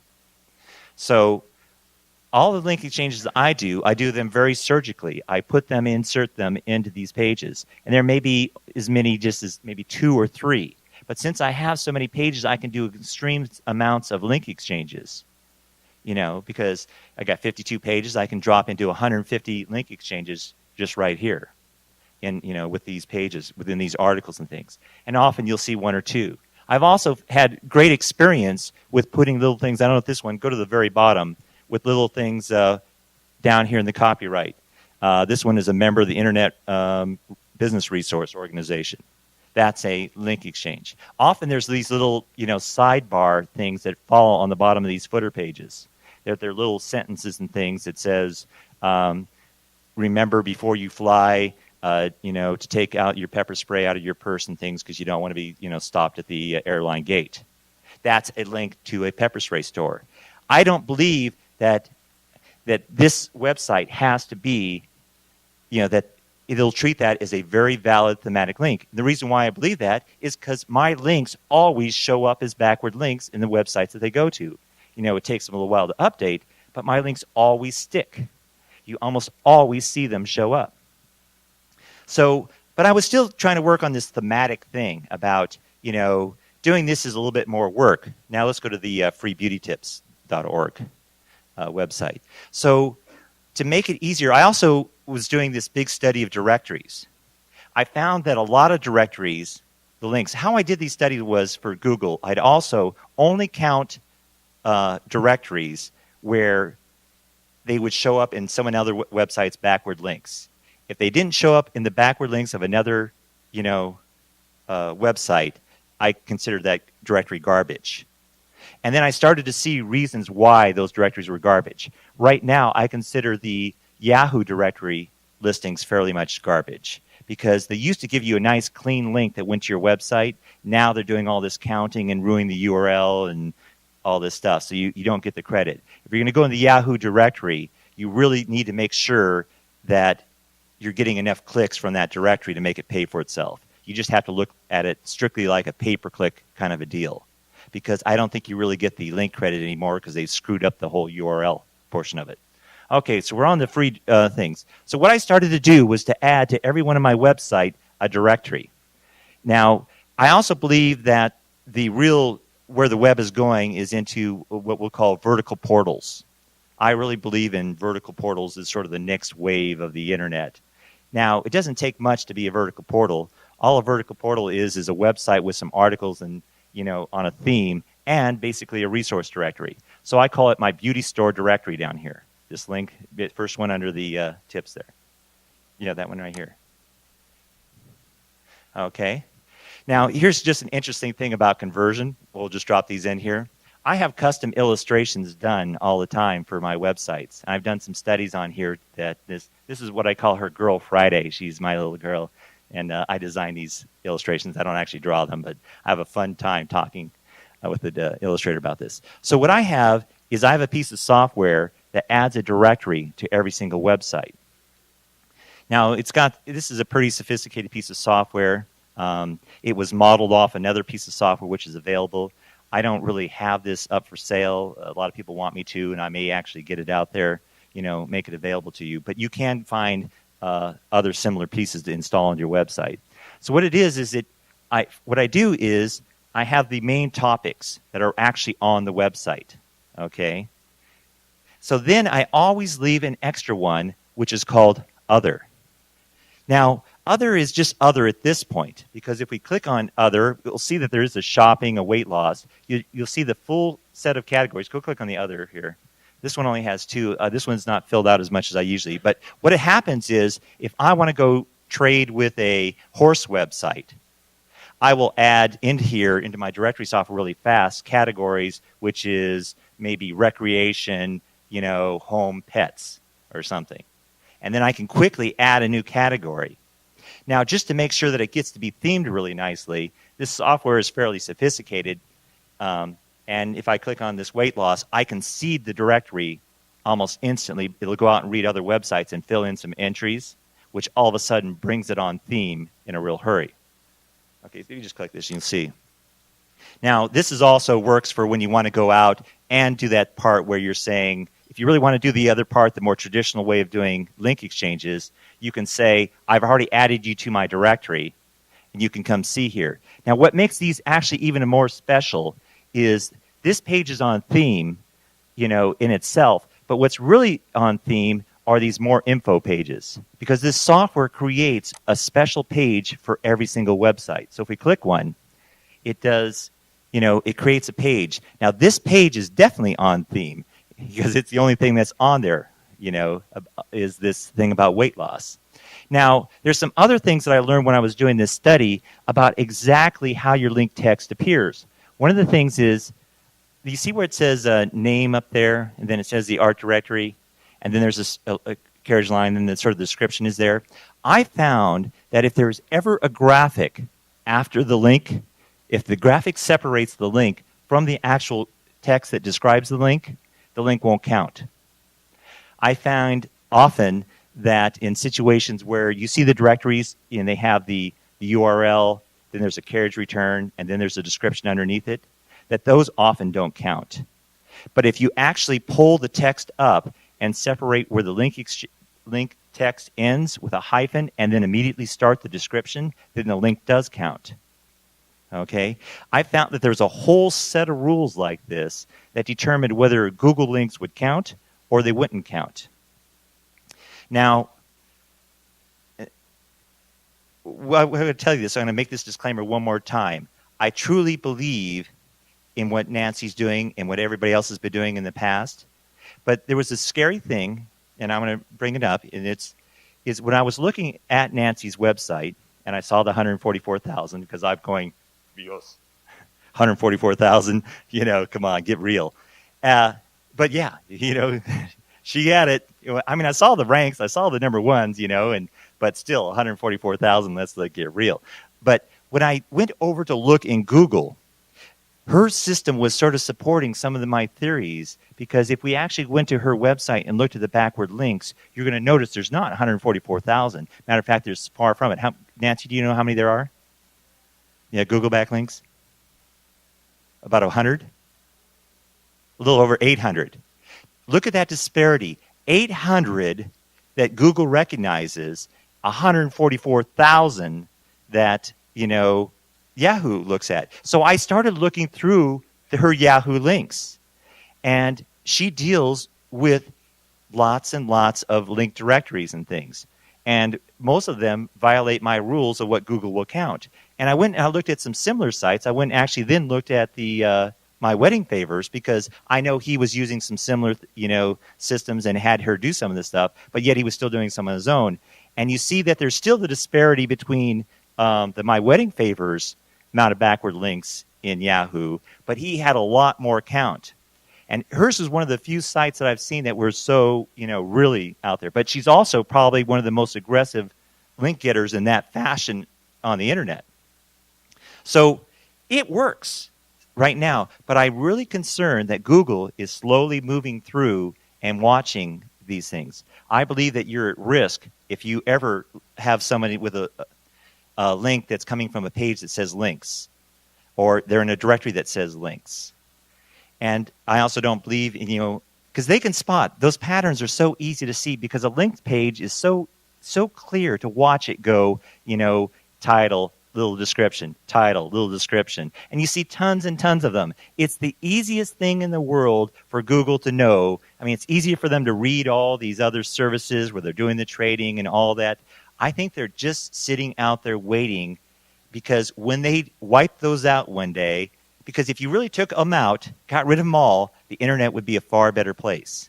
If you only would count links that were found in paragraphical text, the internet would be a far better place. Because the only time they usually put links in paragraphical text is when they're actually relevant. Everything.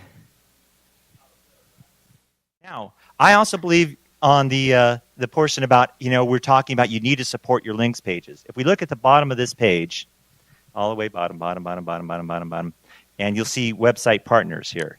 Now, I don't use, things. So how am I doing this? This only has, I'd set this up as an example here to show you. Okay, how do you take these disparate subjects, make these pages for them, things. I also believe that it's good to trade in the open. Tomorrow we're going to have a guest here who, Tim, who's coming tomorrow, and he's going to show you, I can show you a unique way that we also link together for this. So anyway, what I do is I say other helpful colleagues who feature Hawaii Big Island related information. I am more worried about, humans coming to read this too. So let's just see, how did I do NFL football in Hawaii? They don't actually have an NFL team there, as far as I know. Pro Bowl. No, I didn't. I actually took Timmy Chang, who's finishing his senior year at the University of Hawaii, and he's going to be one of the first Hawaiian quarterbacks. Okay? And then I ripped into here. This basically, I'm opting in. I have a link up there. And then somewhere in one of these places here, there it is, football playing field. Okay? Now, I can insert 3 or 4 links. You give me any subject, and I'll quickly turn this in. But how do you do this quickly? How did I come up with this? All I did is do a search for NFL football and Hawaii. It is so easy. And I've tried some really bizarre ones thinking, okay, they say, all right, do pepper spray and perfume. Try and get those to sound natural in a sentence, And you can do it. It's not that hard. But these are the kind of links. These ones stick so much better. Now, you also have to get into education about linking. All right, let's go to another website. This is just an example. So I can put these pages on, do all my link trading, actually have content added to my website, and have it seem as perfectly natural as possible.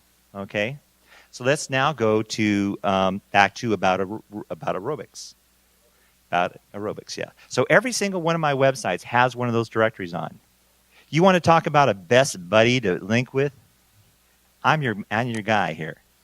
Because you get super clean links. Okay, now at the bottom, sort of to the bottom here, I'm not really pushing this. You'll see a place that says add your URL. Let's talk about, getting people to add your URL on here. Okay, let's watch this.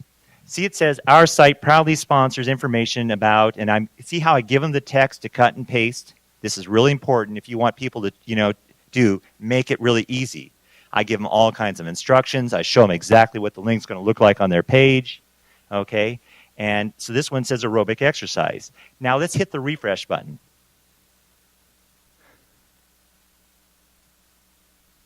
Okay, now it says step aerobics.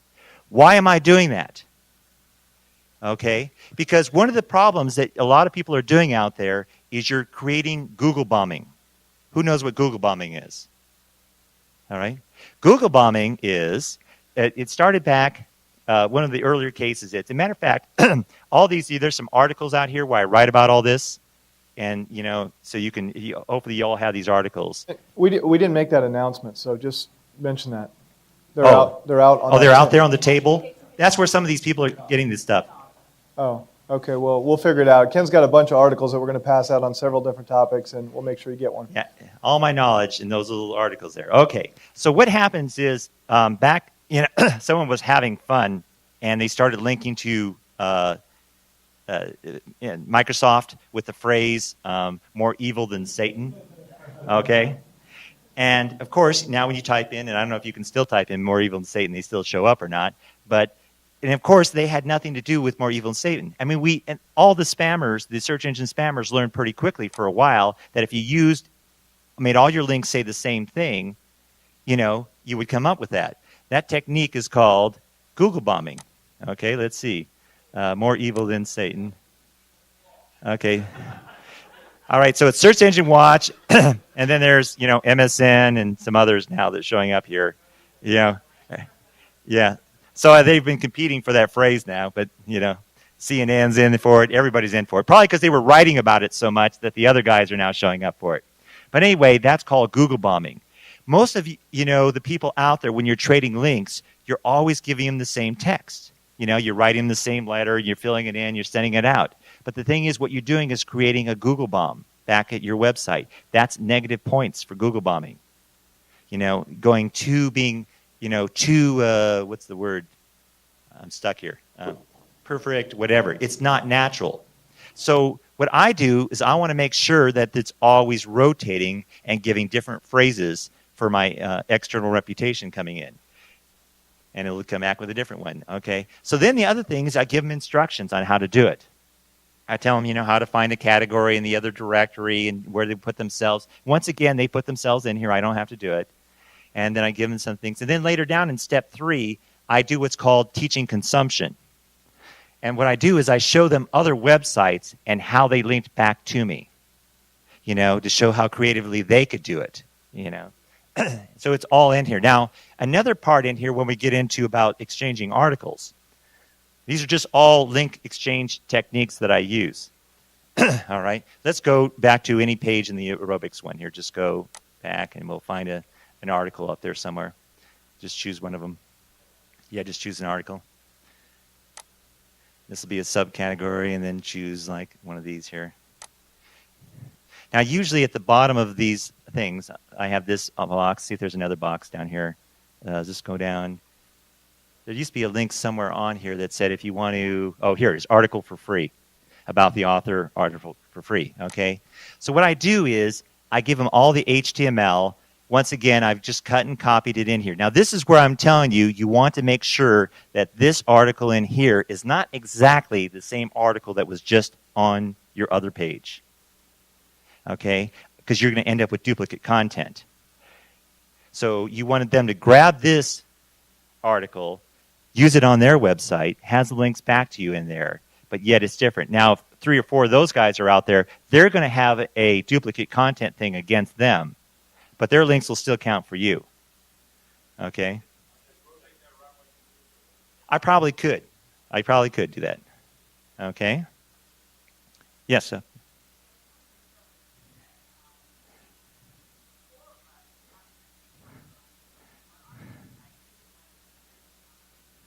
That's right, because I don't have that exact one on mine. Mine's different. But I'm giving you distributing things. And then you can also distribute things like AdSense links in there and such and other things into those articles. So this is another way of doing article distribution and syndication.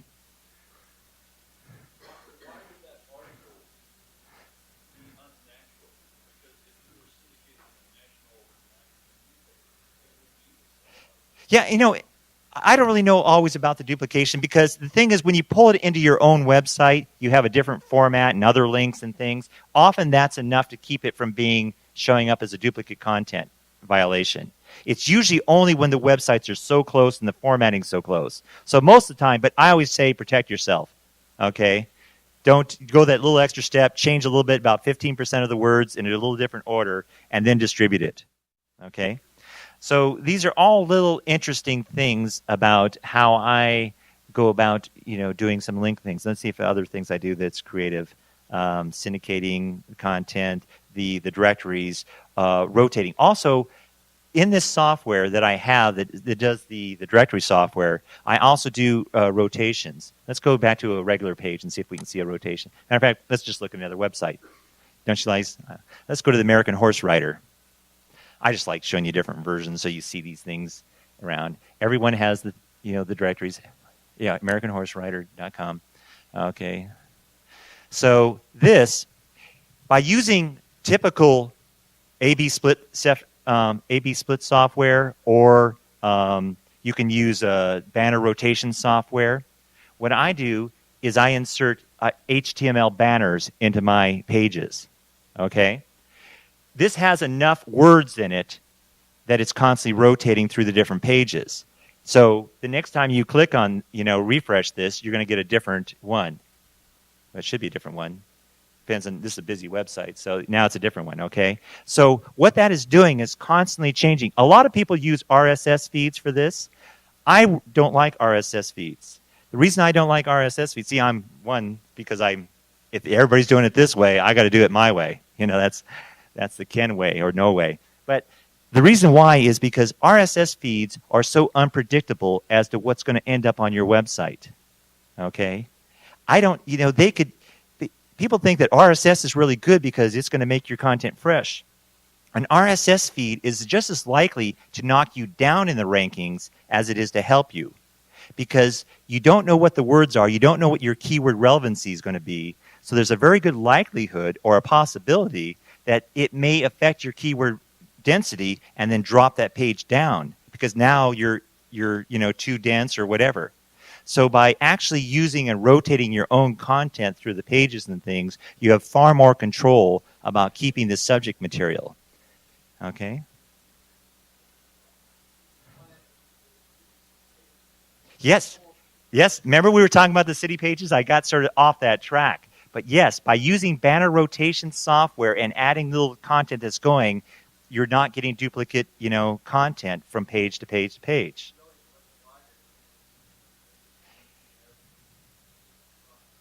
Long as it's on a consistent basis. What Google's looking for is consistency. Okay? They want to see things updated on a regular basis. If they're updated every hour, they need to be updated every hour, and never change from that, because that's the norm. That's what if you read the Google patent description, and there's an article in my whole take on that, I talk about it. It's about being consistent. You don't want to go update 40 of your pages in 1 week and then don't update any for a long time. If you're going to update 40, you want to update 40 every week. Okay? You want to be consistent. If you're updating only one every week, that's okay too. But you want to be consistent in everything you do. Now, I burned my, really badly because I got stupid. I get stupid a lot. Okay? That's how I learned this stuff, just being so darn stupid. So I went through, when I was doing all these directory research things, I got this really killer list of all these directories that counted. I came up with like 135 of them. So I said, hey, this is cool. I can now get 135 inbound links, really fast, So I did. I just put them all in, I changed them all, and I did a really nice job on them, and all of a sudden I found myself sandboxed again, So why? Because I don't get 135 links every 3 days, So I went 135 links, and then I didn't get another 135 links, So that I truly believe, now this is all conjecture and opinion and things, and I want you to take it for what it is. It could be just Ken being, sleepy, tired, and drinking too much at night, okay? But I truly believe that part of the patent is very true about them watching at the speed. I think that even on a new website, if you would do everything at a consistent speed through its growth, you might now avoid sandboxing altogether. But if you make any radical movements in that website, because that's when you're establishing its pattern, that is when you're going to get sandboxed. Anything that you do, all of a sudden you go get a bunch of links and stop. I now have a limit that I don't want to get any more than 1 to 2 new links to a website each day. Even if I can, I don't want any more than that. And I'm willing to pay, like Microsoft, the 100 days, just 1 a day is all I want to get 100 links. But that nice consistency is what Google, that's a path that they like. They like to see you're changing your content regularly and your links, but being super consistent, because real websites are that way. This is my display advertising. I know from a display advertising standpoint that these, tips will actually usually outpull even AdSense, because people love good tips and they got a little bit more content to them. Okay, so this is a display ad, and I'll sell these on a flat rate basis. Okay, but I like to help my vendors. So what I ask them to do is write me 10 tips. Okay, then I put the 10 tips in my split tester, and every time their rotation comes up, I rotate a different one of their tips till we find out which of their tips gets the highest conversion rate per click-through. And then we'll rotate it on a more regular basis. So, I'm messing with this for another reason. I use it for two reasons. One, I use it to make money, and 2, I use it to keep things fresh. Okay? So it's an income stream, and it serves a dual purpose. Is this okay? Question. On a typical site? Oh, I'm just now implementing a lot of these. I don't have a lot of them in there yet. There's a spot for all of them. A lot of them are fixed right now, and I'm still selling them out. So this one has more than any. Right now there's just 3 or 4 or 5. But pretty soon they'll be up to, I will do no more than 30 on a website. It'll be more likely 10 different companies rotating through things. When I got stupid, remember I talked about being stupid? I was so, did everything, changed my ownership records of the websites, all were on a separate hosting. I mean, everything was just so tight. And then one day I got greedy, because I was cross-linking back and forth between my websites, and not actually the very best way. I wasn't doing it this way that I do now. I was just sort of doing it. And so they picked up on the fact that, hey, this guy must own all these websites because it has the same AdSense code on it. And they slapped me very hard for that. But now they don't have any objection. You see, I am not violating any TOS stuff here. Okay? I make good content pages. That Hawaii Jimmy Chang NFL page was a good quality content. It was directly related to Hawaii. All this stuff that I do, when you saw that link that left the one for the dry cleaners, it was very relevant to that paragraph and what it was talking about. Going to a dry cleaner's website at that time was as natural as anything. Okay? And it would not have been a bad thing to have sent someone to a dry cleaner's website at that point if they were interested in going there. These are really relevant links. This is a way to do it in the open. The nice thing about these reciprocal links is you also get traffic back.